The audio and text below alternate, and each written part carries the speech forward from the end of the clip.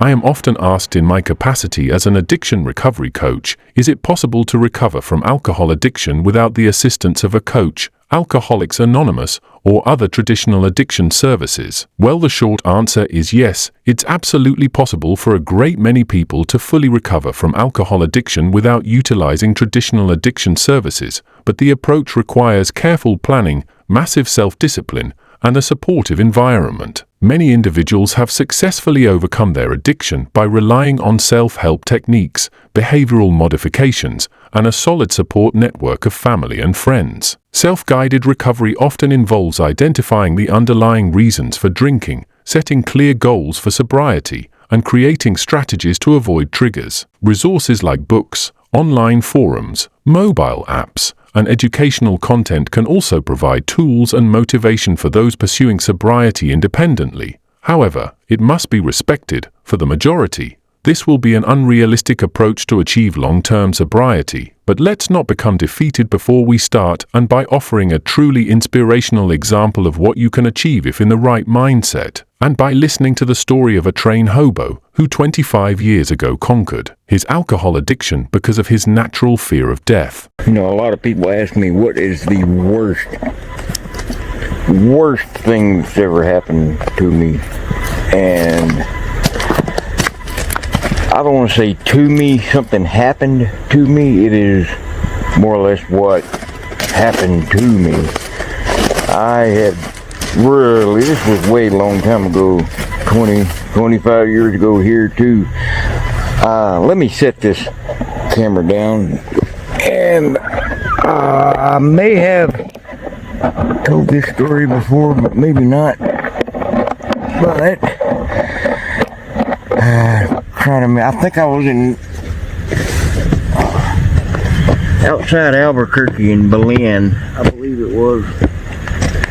But I had been, my God, drinking probably, I would say, then maybe case and a half of beer a day. I had gone probably 2 days straight without a drink, and oh my God, I was so shaky and sick, throwing up, couldn't eat, sweating, mind playing tricks on me. So I opted to get a cheap motel, and back then, my God, you could get a room for $19.99 a night. And yeah, it was Belen. Yeah.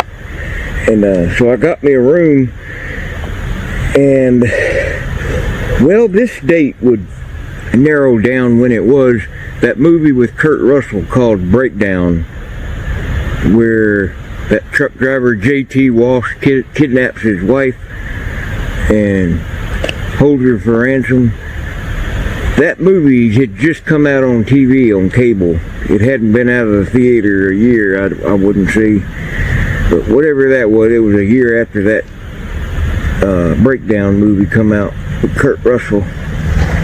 And I watched almost all of that movie, and that's when I started going through the DTs, delirium tremens. My God, it's like, it's hard to explain. It's like I went into that movie. It was happening to me. I remember running out of that motel, trying to hide, thinking someone was out after me, trying to kill me, sweat pouring. And I remember going out on the highway and trying to stop cars. I was flagging my hands, trying to get somebody to give me a ride out of there. I thought somebody was trying to kill me. And I don't know how much time had gone by, but I guess it was a state trooper that had pulled over in the median. But apparently he must have knew what was going on. So he took me to the emergency room, and they went ahead and put me in a detox center. That way they could give me Librium or Ativan to help wean me off the right way, medically, off the alcohol. And most detox centers like that are in the mental health hospital or ward in the hospital. So they stuck me up there, and I don't know what all they gave me in the ER before they shipped me there, but I remember being in the little, I guess, TV room they had there in the detox center. It was like on the 5th or 6th floor, and that was in Albuquerque. And I remember that I kept going into that cycle thinking somebody was after me, and I guess they didn't give me enough Ativan or Librium, but I still thought people were trying to kill me, and I was trying to break out of that hospital running hide, and here I am in a hospital gown, and I couldn't get out through that plexiglass window in that day room, I guess you'd call it. And I pick up this big wooden table and threw it at that glass, and it just bounced off, and I ran through the hall, and I football tackled those locked doors, those swinging solid wood doors, and blew those doors open. Ran, got in the elevator, went down, and went outside right off the property of the hospital, hid underneath a bush, like one of them, like cedar tree bushes. I went and hid up underneath there, and there was 2 motorcycle cops and a regular cop that pulled up to the hospital, probably because of me, and I ran over there. Help me, they're trying to kill me, And I remember them grabbing me. They didn't slam me or anything. They were nice to me. They were like, yeah, we'll get you some help. Come on, we'll make sure everything's okay. So they took me back upstairs and strapped me down. I don't know what they gave me that time, but I don't remember nothing until the next morning. And I was feeling a lot better that next day, and a couple of the other patients that were in there telling me about what all I did, and showed me that mark I left on the plexiglass from throwing the table. And they had like a maintenance crew in there that were fixing those 2 doors that I had shoved open. I can't believe the power you have when you think somebody's really out to get you. And so I went through probably 5 more days of that detox, but it didn't happen again. Now I've gone through DTs since then, but it wasn't nothing nearly that bad. That was the absolute worst I've ever gone through DTs. But that just shows how bad of a thing alcohol is. I mean, to know you're doing that to your body but not caring and continuing on. With me, I had to realize that I truly was going to die if I did not quit. So it didn't take AA, it didn't take anything except a decision in my mind. And still, even though I detoxed my body and got to feeling back normal, it still took me over a year to get my head right, to get all the cobwebs out, to get thinking right, get my balance back even. I mean, it's that bad.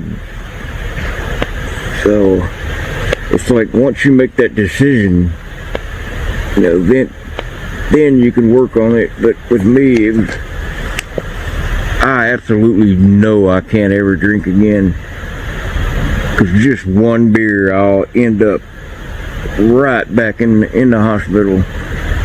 My liver's to the point right now that even healthy stuff is somewhat bad for me. But I think I may have told that story before, but it's not one that you're proud of telling.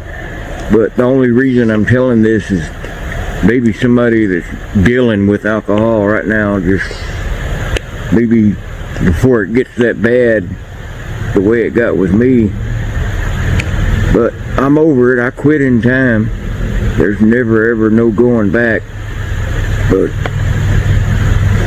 now I can't enjoy a cold beer like everybody else can. After mowing the grass on a hot summer day, you come inside and drink a cold beer. I would love to do that, or have company come over, or have a couple of your train riding buddies come into camp, share a few beers. I can't do that anymore.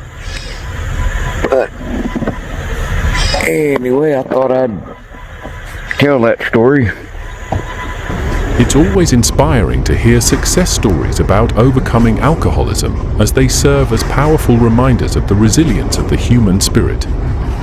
These journeys highlight the courage it takes to confront challenges, the strength to seek help, and the dedication to rebuild a healthier and more fulfilling life.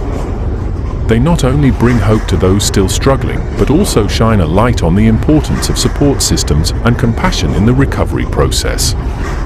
Each success story is a testament to the possibility of transformation and the profound joy that comes with reclaiming one's life.